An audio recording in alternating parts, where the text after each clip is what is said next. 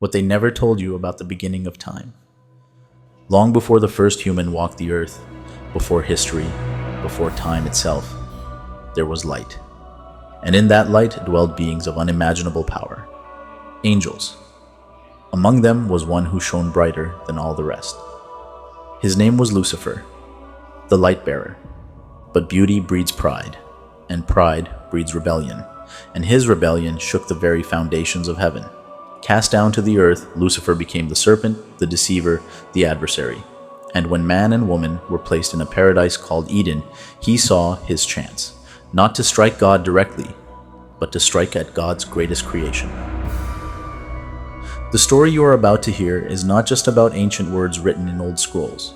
It is the story of the first war, the story of betrayal, temptation, and exile, the story of why humanity suffers, and why we still long for paradise. This is not just their story. This is your story. Welcome to the journey back in time, the birth of creation. In the beginning, there was no beginning, no time, no space, no sound. Only the unfathomable silence of nothingness. A silence so absolute it seemed eternal. And then, a word, a voice. Let there be light. In that moment, history began. Not human history, but the history of existence itself. Light tore through the darkness like a blazing fire through dry wood, exploding across the void, igniting time, space, and energy. The very fabric of reality unfolded like a scroll, written by a hand outside of time. The universe was not born in chaos, but in order, word by word, command by command, each phrase shaping what we now take for granted. First came light, separating itself from darkness. Then the expanse of sky stretched like a canopy above the waters. Dry land emerged, separating seas, and the earth clothed itself in green. Trees bearing fruit, grass dancing in the wind, flowers painting the world in color. The heavens sparkled with stars. The sun ruled the day, and the moon ruled the night, measuring time itself, days, seasons, and years. Then life surged. Birds filled the skies, wings flashing in the sunlight. Fish swarmed in the oceans, leaping, darting, alive with freedom. Animals walked the land, the fierce lion, the gentle lamb, the creeping serpent, each according to its kind. And then the crown of creation, humanity, not spoken into being like the rest, but shaped by the hands of God himself. From the dust of the ground he formed man, and into his nostrils he breathed the breath of life, and man became a living soul. Think about that. The stars obeyed God's voice. The seas obeyed his command. The animals came into being at his word. But for humanity, he stooped down, he touched the soil, he shaped, he breathed, he gave a part of his essence. Humanity was not just alive. Humanity bore the image of God. And seeing that man was alone, God caused him to sleep. And from his side, he created woman. Not from the head, to rule over him. Not from the feet, to be trampled beneath him, but from his side, to walk beside him, to be his partner, his companion, his equal. And so man and woman stood in the garden, the first children of creation, united in innocence. But this was not just the story of two people. This was the story of meaning. The creation narrative, though simple in words, has echoed across time because it answers the question every human heart asks. Where do we come from? In this story, creation is not an accident. It is not blind chance. It is purpose, woven into every sunrise, every heartbeat, every breath. The Greeks imagined the world born from chaos. The Babylonians told of Marduk slaying the sea monster Tiamat, splitting her body to form the heavens and earth. Ancient Egyptians spoke of Ra emerging from the waters of Nun, bringing light. But Genesis gives us something radically different, a creation not born of violence, not birthed from the corpse of a god, but spoken in harmony, in order, by a God of power and intention. A creation that is good. And at its center, humanity, with dignity, value, and responsibility. The harmony of Eden. Imagine it, the Garden of Eden, rivers flowing from its center, splitting into 4 streams, trees heavy with fruit shimmering in the sunlight, birds singing in the branches, lions resting beside lambs, a place untouched by death, untouched by fear. This was not simply a garden, it was a sanctuary, a temple of creation, where God walked with man and woman in the cool of the day. No separation, no shame, pure communion. At the heart of this paradise stood two trees of mystery, the tree of life and the tree of the knowledge of good and evil. The tree of life, a symbol of immortality, a fountain of unending vitality. To eat from it meant to live forever. The tree of the knowledge of good and evil, not evil in itself, but a boundary, a reminder that even in freedom, there are limits, a reminder that true love requires choice. Adam and Eve were not placed in Eden to wander aimlessly. They were given a mission to tend and keep the garden, to rule over creation, not as tyrants, but as stewards, to reflect God's order, creativity, and care in the world. In a sense, humanity was created to be the bridge between heaven and earth, physical beings with divine breath, called to bring harmony between creation and creator. And so, in this opening act of history, everything is perfect. The heavens declare the glory of God. The earth bursts with life. Humanity walks in peace, clothed not in garments, but in innocence. But perfection never lasts. And in the background, unseen, yet watching, another story brews. A story of jealousy, of pride, of rebellion. For even before humanity's first breath, a shadow had already fallen in heaven, and soon Eden's peace would be shattered. The fall of Lucifer. Before man's first breath, before the earth bloomed with life, there existed another realm. A realm not of soil and stone, but of light and spirit. The heavens. And in those heavens dwelled countless angels, radiant beings of flame and wind, created to serve, to praise, to carry out the will of the Almighty. They were harmony incarnate, voices rising as one, singing, "Holy, holy, holy is the Lord God Almighty, who was and is to come." But among these countless stars was one who shone brighter than the rest. His name was Lucifer. Lucifer, whose very name means light bearer. He was magnificent beyond compare. The prophet Ezekiel describes him. "You were the seal of perfection, full of wisdom and perfect in beauty. Every precious stone adorned you. You were anointed as a guardian cherub, for so I ordained you. You were on the holy mount of God. You walked among the fiery stones." He was perfection, a guardian of the divine throne. Wisdom, beauty, and glory radiated from him like the morning star itself. The heavens marveled at his brilliance, but sometimes the brightest star cast the darkest shadow, the seed of pride. Pride does not strike suddenly. It creeps in quietly, like a serpent in the grass. Lucifer began to notice his own beauty, his own power, his own glory.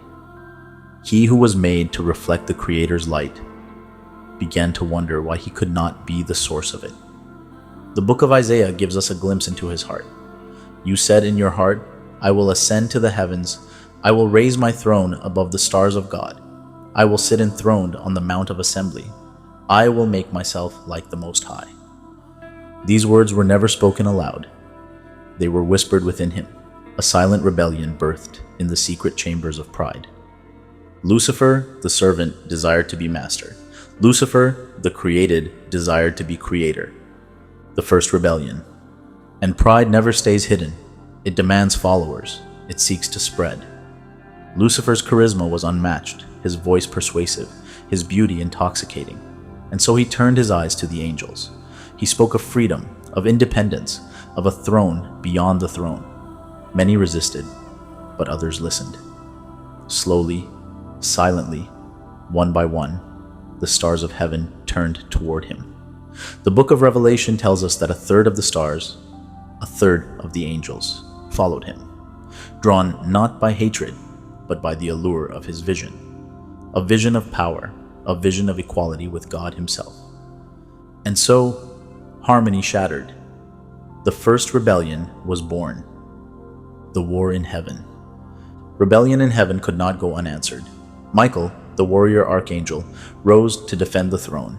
His voice thundered, "Who is like God?" For that is what his name means, Michael, the reminder that no created being could rival the Creator. And then came war, not of flesh, not of earth, but of spirit and will.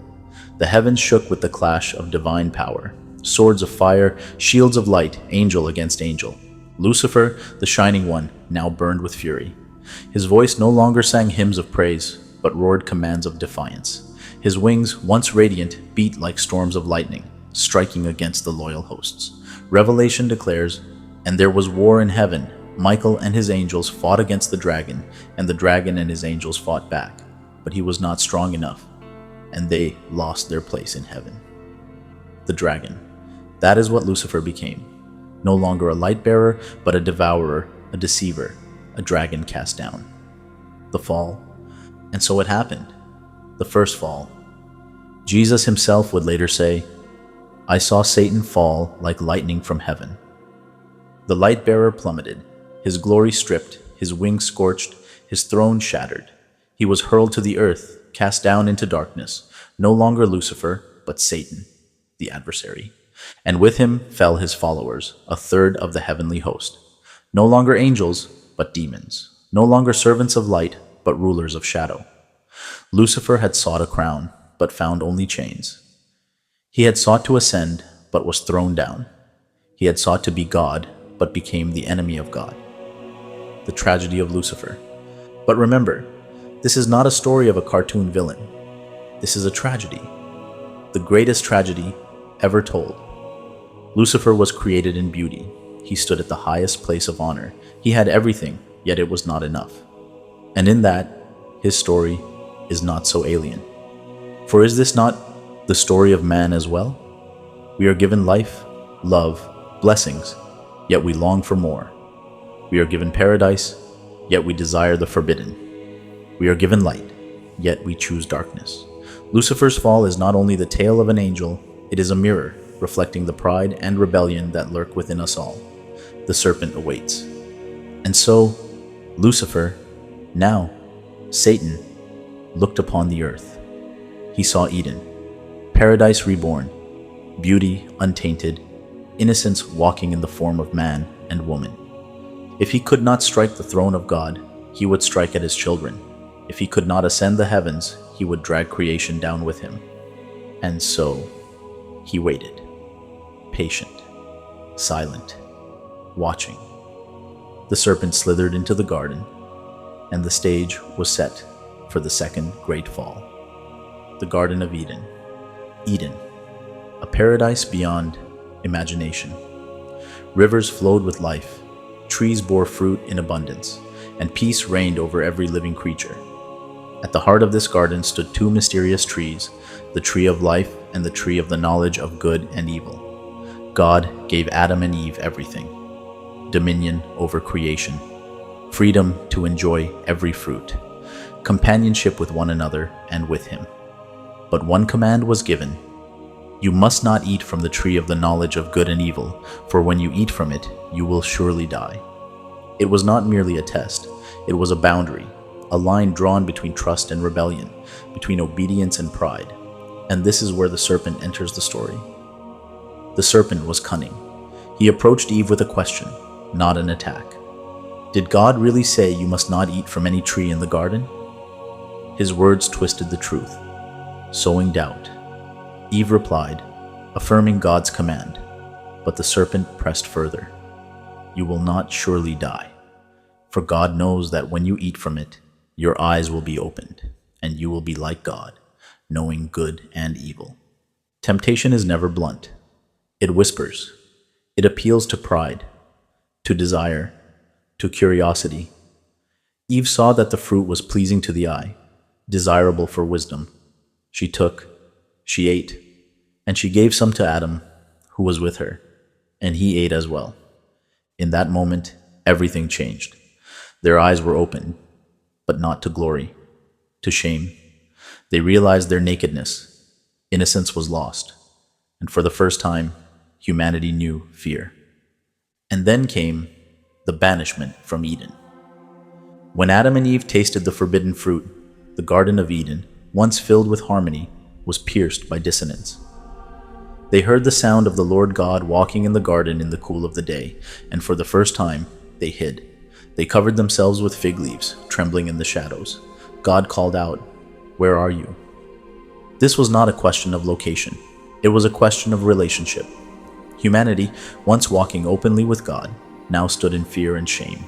Adam confessed, "I was afraid because I was naked, so I hid." And thus began the Great Divide. Sin had entered the world. Judgment followed. To the serpent, God said, "Cursed are you above all livestock and all wild animals. You will crawl on your belly, and you will eat dust all the days of your life."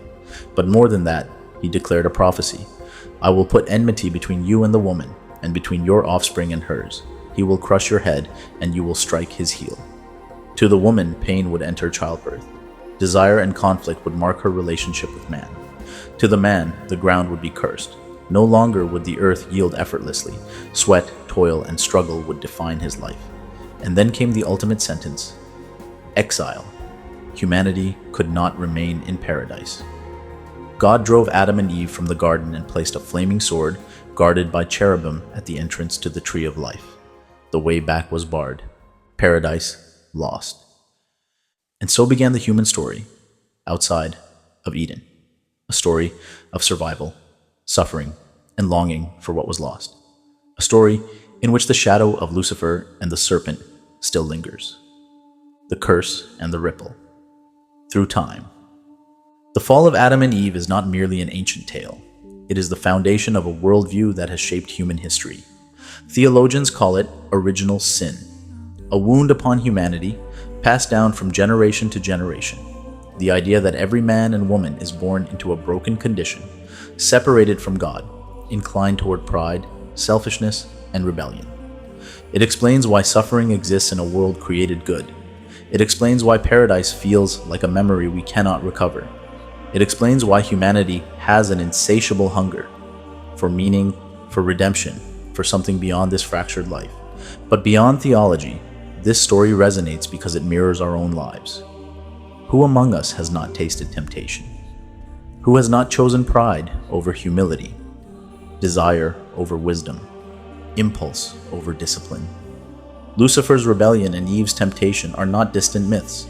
They are daily realities. They are the patterns of the human heart. Philosophers saw in this story a universal truth, that the fall explains the inner war within the soul, the conflict between what we know is right and what we choose to do. Later, Enlightenment thinkers debated whether humanity was doomed by nature or could rise above its flaws. Even modern psychology, from Freud to Jung, finds echoes of Eden in the human psyche, in our repressed desires, our shadows, our longing for wholeness. This is why the story survives, not because it is only about Adam and Eve, but because it is about us. The war between light and darkness, the fall of Lucifer and the fall of Adam and Eve, are not separate events. They are threads of the same tapestry, two sides of the same rebellion. Lucifer reached for the throne of God, desiring to be equal with the Most High. Adam and Eve reached for the fruit of knowledge, desiring to be like God. The root of both was the same: pride, ambition, the hunger to seize what was never theirs. And from that seed grew the greatest conflict the universe has ever known, the eternal war between light and darkness. Cosmic war reflected in humanity. This war is not fought only in heaven or only in Eden. It is fought in the human heart. It is fought in every choice we make. Think of it, every great empire that rose to power and fell into ruin, every tyrant who demanded worship, every act of oppression, every betrayal, every addiction, every violent act, they are echoes of the first rebellion. Lucifer's defiance did not end in the heavens. It spilled into creation. And humanity, bearing both the breath of God and the weakness of flesh, became the battlefield. Have you ever felt it? That inner pull between right and wrong? Between what you know you should do and what you desire to do? The war between light and darkness is not far away. It lives inside you, inside me, inside us all. Philosophical echoes. Throughout history, philosophers and thinkers have grappled with this war. Plato spoke of the soul divided, pulled upward toward truth and downward toward desire. Augustine described humanity as bound by a will enslaved to pride, in need of divine grace. Nietzsche proclaimed the death of God, yet warned that without him, man must create his own values or sink into nihilism. Jung wrote of the shadow, the hidden darkness within us all that must be confronted if we are ever to be whole. These are not disconnected musings. They are all echoes of the same story: the fall of Lucifer, the fall of Adam, the fall of us all. The masks of darkness. Darkness does not always appear with horns and fire. It wears masks. Sometimes it comes as temptation, sometimes as ambition, sometimes as despair.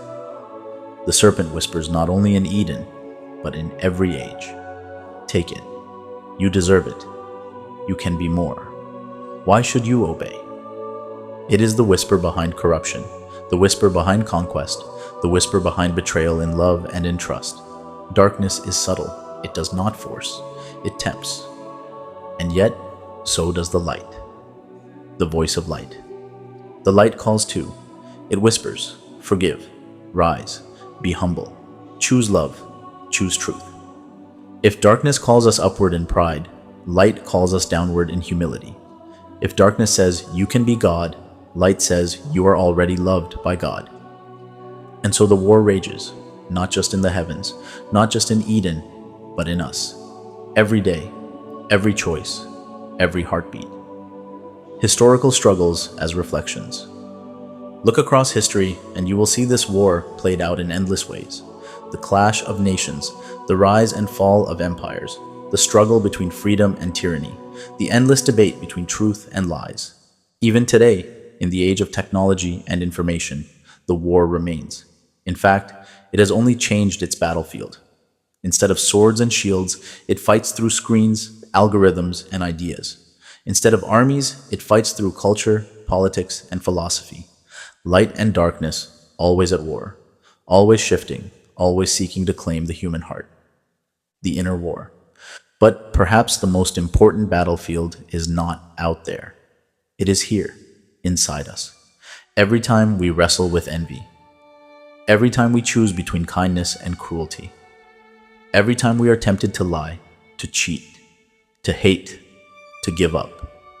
We are Adam and Eve once again, standing before the tree. We are Lucifer once again, choosing between humility and pride. The war in heaven lives inside us, and that is why this story is eternal. Because it is not only about angels and gardens, it is about us. The prophecy of hope. But this war is not hopeless. For within the curse of Eden, there was a prophecy. The offspring of the woman will crush the serpent's head, and he will strike his heel. Even in the moment of humanity's fall, God spoke of a future victory, a reminder that darkness would not win forever, that though the war rages, light has not been extinguished. And it never will be. For every fall, there is a chance to rise. For every exile, there is the promise of return. For every shadow, there is the persistence of light. The war between light and darkness is the story of the universe. It is the story of heaven. It is the story of Eden. And it is the story of you. Lucifer's pride, Adam and Eve's choice, humanity's endless struggle. These are not ancient myths lost in the past. They are the beating heart of the present. The war is not over. It never has been. It rages on, in nations, in cultures, in minds, in souls. And the question that remains is not whether the war is real, but which side you will choose. Meaning for us today. What does this story mean for us today? It is not simply about ancient people in a garden. It is about the human condition, the temptation to be more than we are, the shame that follows our failures, the longing for a paradise we feel but cannot see. Eden represents innocence, and every one of us loses it. The serpent represents temptation, and every one of us faces it. The exile represents struggle, and every one of us lives in it. But perhaps the deeper message is this, that though we fall, though we rebel, though we wander east of Eden, the story is not finished. The journey back is always calling us. The divine is not lost forever. The sword at Eden's gate does not only block the way, it reminds us that paradise still exists, waiting beyond. The creation story is not just a tale of beginnings. It is a mirror, reflecting who we are. It is a story of light and darkness, of rebellion and obedience, of loss and longing. It is a story that has shaped civilizations, inspired art, guided philosophy, and haunted the human soul for thousands of years. Lucifer's pride, Adam and Eve's choice, the exile from Eden. These are not just events of the past. They are the rhythms of life itself, and they remind us of a truth both painful and beautiful, that even in the darkest fall, there is the promise of light. This is the story of creation. This is the story of the first fall. This is the story of us. If this journey into the origins of light, darkness, and humanity has stirred your imagination, if you want to keep exploring the hidden stories, ancient myths, and forbidden truths that shaped our world, then join us on the journey back in time. Check out the next video coming up. There we dive even deeper into the ancient past.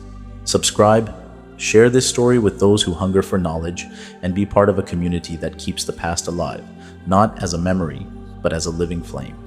Because history is not behind us, it is within us, and every step we take into the past brings us closer to understanding who we are. Welcome to the past and the future. Welcome to the journey back in time.